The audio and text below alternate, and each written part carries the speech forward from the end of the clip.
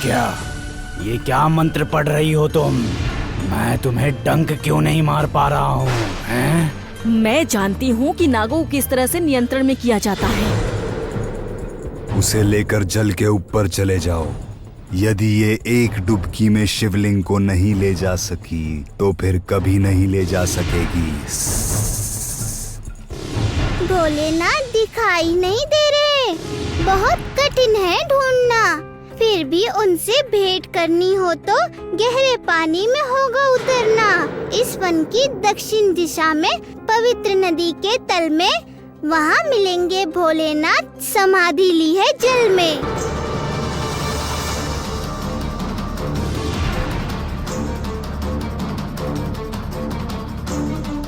हे देवादिदेव, हे महेश्वर, मैं भी आपकी भक्त हूँ। यदि जीवन में कोई पुण्य किया हो तो उसी पुण्य के बल पर आप मेरी सहायता कीजिए। मुझे आपको लेकर जाने का अधिकार दीजिए। सहायता कीजिए भगवान।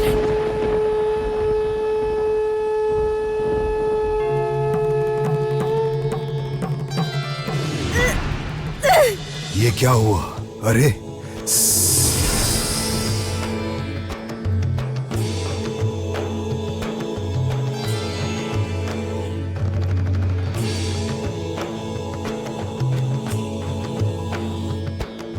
तुम दोनों ठीक हो ना?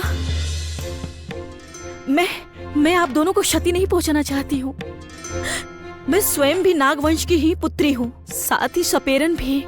मैं चाहती तो आप लोगों के साथ युद्ध भी कर सकती थी, किंतु मैं सच में ऐसा नहीं चाहती थी।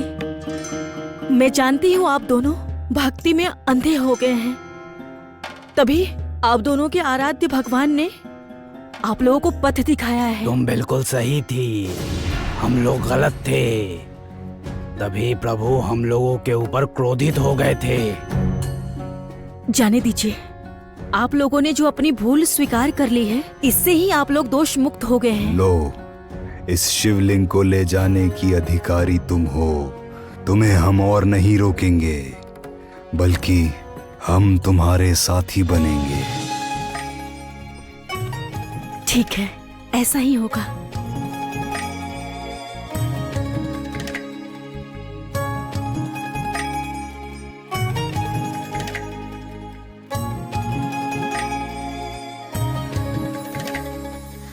आपने मेरी सहायता की है महेश्वर। अब मैं आपको ले जाकर आपके वास्तविक स्थान पर स्थापित करूंगी।